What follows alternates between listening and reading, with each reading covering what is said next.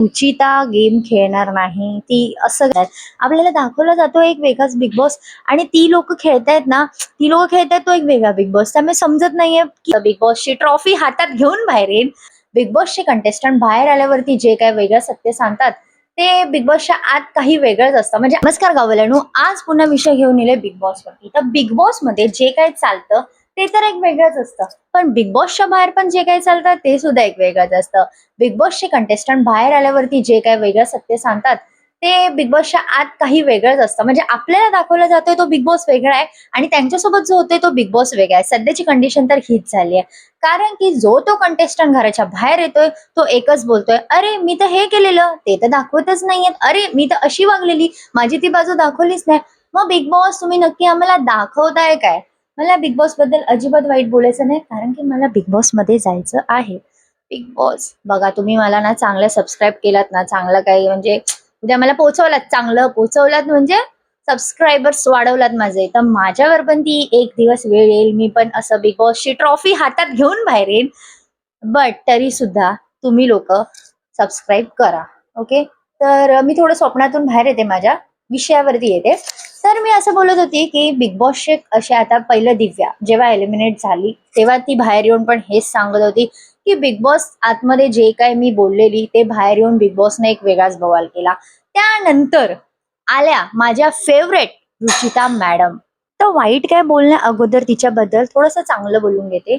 रुचिता सारख्या प्लेअर कडून मला एक्सपेक्ट नव्हतं की रुचिता गेम खेळणार नाही, ती असं काहीतरी करेल किंवा ती जे काय तिथे जे काय म्हणजे माहिती नाही तिचं आणि विशालचं काय नातं होतं, पण जे काय घडलं ते रुचिताकडून एक्सपेक्ट नव्हतं. कारण की रुचिता एक एक्सपिरियन्स प्लेअर होती, तिला माहिती होतं जे काही शोज वगैरे तिने रोडीज सारखा शो मोठा शो केलेला होता. त्यामुळे हे पचतच नाहीये की रुचिता सारखी मुलगी म्हणजे ती आता बाहेर येऊन भले सांगते की मी रिलेशन मध्ये नव्हती, आमचं प्रेम नव्हतं, पण एक मैत्रीच्या नात्याने जरी बघायला गेलं तरी ते दिसत नव्हतं, ते मैत्रीच्या पलीकडे दिसत होतं.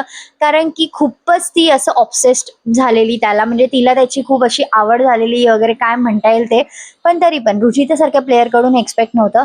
आणि तिला लवकरात लवकर बाहेर काढलं हे एक प्रकारे म्हणजे मला ती खरंच आवडत नव्हती. कारण की ती जे शब्द वापरायची, काहीही बोलायची, मनाला वाटेल ते शब्द उच्चारायची आणि ते कोल्हापूर कोल्हापूर उगाच करायची की जे का म्हणजे तू तुझ्याच याचं खराब करतेस ना, हे जे ती करत होती ते मला अजिबात पटत नव्हतं. आणि वाईट बाजू बोलायला गेली तर वाईट बाजू अशी काय नाही, मला स्वतःला हॉनेस्टली ती अजिबात आवडत नाही. जेव्हा ती एवेक्ट झाली मी खूप खुश झालेली, पण खरंच तिच्यासारखी अशी स्पोर्ट्समॅन म्हणजे अशी स्पिरिटवाली मुलगी वाटते मला ती. मला एकदम ती स्पोर्ट्स गर्ल अशी एकदम फुल sportsman spirit sports girl type वाटते मला ती. सो तिच्याकडून एक्सपेक्ट नव्हतं की ती प्रेम प्रकरण वगैरे ह्या गोष्टी, प्रेम प्रकरण असं नाही म्हणता येणार, पण जे काय फ्रेंडशिप होती तिची त्याच्यासोबतची, हे काय नव्हतं बरोबर. म्हणजे तिने ना केलं पाहिजे होतं, फ्रेंडशिप ठेवणं वाईट नाहीये, पण त्याच्याकडून जो यूज झाला तिचा एका खेळासाठी, मला तरी अजूनही असं वाटतं की विशालने फक्त आणि फक्त या सगळ्यांनी यूज केलं. कारण की टोळीमधली बहुतेक जण आउट झाली आहेत आता आणि फक्त राहिलाय तो विशाल आणि अनुश्री. अनुश्री पण डोक्याने खेळते, जबरदस्त खेळते. अनुश्री स्वार्थी आहे आणि तसंच असायला पाहिजे. आपण आपल्या लाईफमध्ये पण असंच असायला पाहिजे मला तरी वाटतं. कारण की मला हे शिकायला पाहिजे स्वार्थी कसं वागायचं. पण खरंच जे काय चाललंय बिग बॉसमध्ये खूप छान चालू आहे. असं नाही म्हणता येणार की एकदमच खराब चालू आहे बिग बॉस. पण राखीमुळे बिग बॉसला जान आली आहे, नाहीतर मग काहीच विषय नव्हता. बघा बिग बॉस, तुम्ही जे आम्हाला दाखवताय ना बिग बॉस, ते वाला बिग बॉस नका दाखवू आम्हाला. ते वाला बिग बॉस बघायचंय ज्यामध्ये दिव्या आणि रुचिताचं बाहेर आल्यावर असं म्हणणं आहे की आमचे जे गेम्स होते ते दाखवलेच नाहीत, आम्ही जे करत होतो ते दाखवलेच नाही. तर आम्हाला असा वाला बिग बॉस दाखवा की ज्याच्यामुळे आम्हाला कळेल की दुसरा बिग बॉस काय आहे ते. त्यांचे सुद्धा प्रश्न जे काय आहेत, त्यांच्या काय ज्या गोष्टी आहेत त्या पण मिटतील बाबा.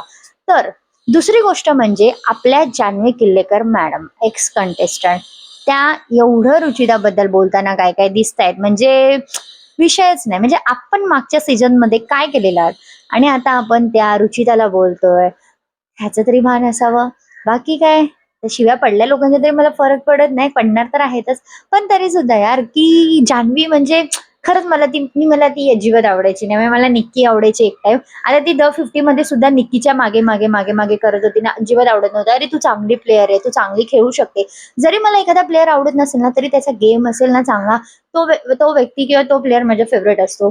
पण जान्हवी किल्लेकर सारखी व्यक्ती तिकडे द 50 मध्ये पण फक्त आणि फक्त निकीच्याच मागे पळत होती. बाकी ती स्वतः असं काहीच प्रयत्न करत नव्हती. मे बी आता तिथेही तेच असेल, की आपल्याला 1 तासाचा शो दाखवला जातो. 24 अवर्स तिथे काय होतं आपल्याला काहीच माहिती नाही. तसं ती आता टीका करताना दिसते. रुचिताला खूप काय-काय म्हणजे काय-काय तिचा असा व्हिडिओ आलाय समोर. त्यामध्ये ती बोलताना दिसते रुचिताला. पण आपण काय केलेलं आहे? आपण मागच्या सीझनमध्ये काय केलेलं आहे? फक्त ह्या कंटेस्टंटचं होतंय काय, की ती लोकं बाहेर येऊन ना एक वेगळाच बिग बॉस आपल्याला सांगतायत. आपल्याला दाखवला जातो एक वेगळाच बिग बॉस आणि ती लोकं खेळतायत ना, ती लोकं खेळतायत तो एक वेगळा बिग बॉस. त्यामुळे समजत नाहीये, की बिग बॉस कुठला बघतोय आपण नक्की. तर बिग बॉसला हीच विनंती आहे, की जो काही खराखुरा बिग बॉस आहे ना, तो बाहेर आणा. नाहीतर 24 अवर्स करा. म्हणजे आम्ही पण बघू 24 अवर्स. आम्हाला आवडतं बघायला. चालेल आम्हाला बिग बॉस बघायला आवडेल. तर अशी तऱ्हा आहे. आणि बाकी तुम्हाला कोण आवडतं हे तुम्ही नक्की कमेंट करा आणि कळवा तुम्हाला कोण वाटतं विनर व्हावा. तन्वी आणि राकेश सोडून माझं फेव्हरेट तर राकेश आहे. म्हणजे राकेश किंवा तन्वी, पण राकेश मला जास्त आवडतो. तन्वी जिंकली तरी प्रॉब्लेम नाही आणि राकेश जिंकला तरी प्रॉब्लेम नाही. बट तुम्हाला कोण आवडतं हे नक्की सजेस्ट नक्कीच कमेंट करा. बाय.